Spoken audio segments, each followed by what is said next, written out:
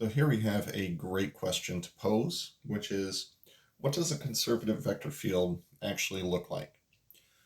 Well, for that, we're going to bring in a definition. And this is one of the great ways to figure out if a given picture of a vector field is conservative or not. Line integrals in a conservative vector field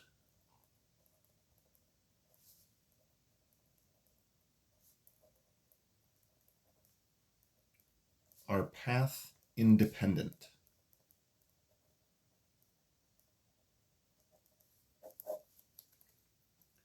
Now, what path independence means is the only thing that matters is the starting point and the ending point, which is what we saw from the fundamental theorem of line integrals.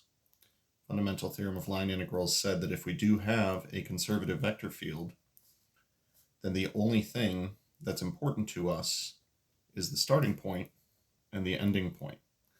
This means that given a vector field, the only thing that's going to matter is your starting point and your ending point.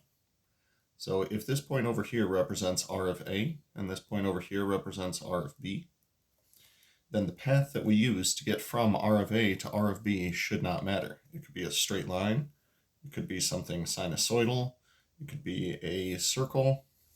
It doesn't matter how we get from point A to point B because the value of the line integral should be the same on all of them. So the value of the integral doesn't depend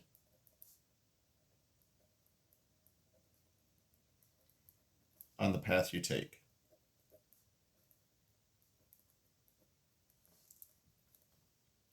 So with that in mind, let's consider a couple of cases. So first case, I would like to do a radial vector field. So for a radial vector field, f of x and y is equal to x and y. So at any point, the force is simply going to point directly in the outward direction.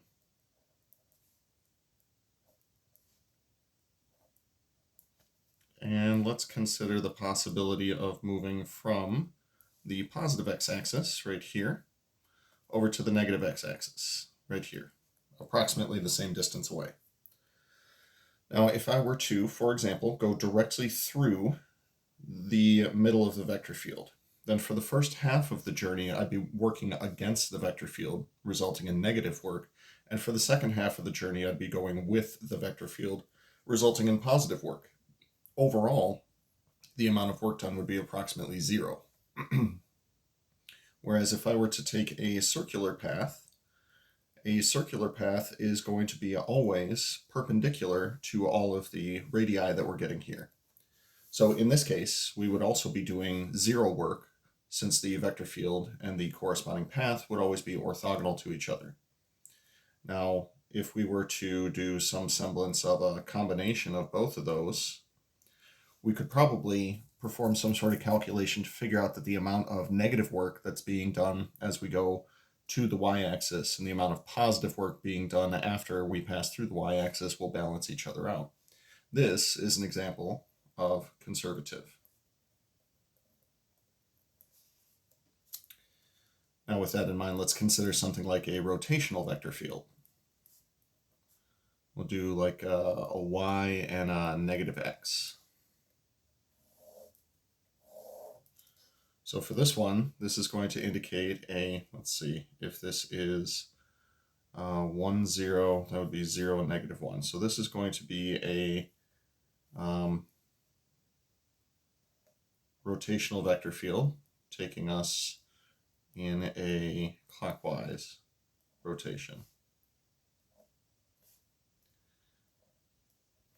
So regardless of where we are, this thing is going to be taking us in a clockwise rotation. Just want to make sure, negative 1, 0, that'd be 0, 1. Yep, okay, I think we're good.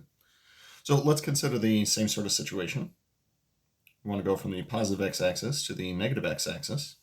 Now this time, if we were to go directly through the center, then our path is going to be orthogonal to the rotational vector field in the sense that Well, the vector field is trying to push us off of the x-axis, and we're going perpendicular to that. So that would result in 0 work. Whereas if I were to go in a clockwise rotation, you'll notice that the path that I'm taking always points generally in the same direction as the vector field. So this would be doing positive work, going from point to point. Whereas if I were to start at this point and go in a counterclockwise direction, now I'm working against the vector field. The vector field is doing negative work in that case. So given that these 3 different paths all created different amounts of work, that would be different values of the line integral. So this one is definitely not conservative.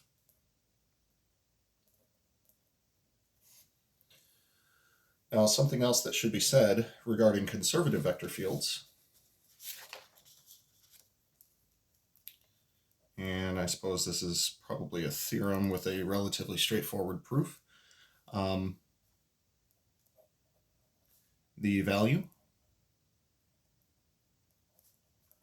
of a line integral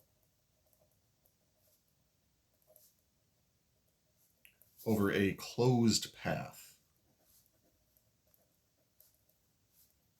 in a conservative vector field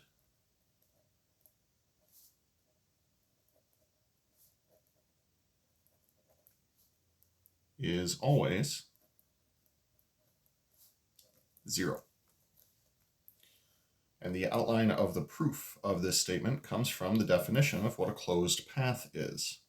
When it comes to a closed path, the initial point will be the same as the terminal point. So with that in mind, this point could represent both R of A as well as R of B. However, the value of this is supposed to be equal to f of R of B minus f of R of A. But if we're plugging in the same point for both of these and then subtracting them, that guarantees us a result of 0. As such, if you calculate the total amount of work done on a closed path and you wind up getting 0, then chances are pretty good that you're dealing with a conservative vector field.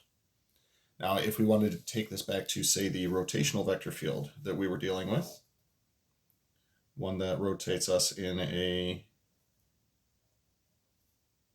clockwise direction, and we wanted to consider, starting at a point and then, I don't know, going around in a circle and looping back to itself. That was a very poorly drawn circle, for the record. You'll notice that for the most part, the path and the vector field are pointing in not necessarily the same direction, but definitely relatively the same direction. This is going to produce a positive amount of work if we orient the curve so that it's pointing in the same direction.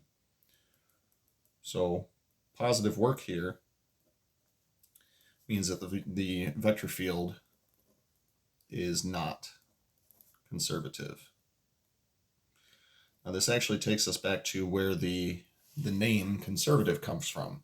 Conservative means that it tends to conserve things, whether it be energy, work, those sorts of things. So we would say that the field is not conservative if it's not conserving the amount of energy that goes into something. Overall, the displacement that we had here was 0 if we go from initial point to terminal point, which happens to be the same point. So given that it's not conserving the energy, that means that it is not a conservative vector field from a physics sense.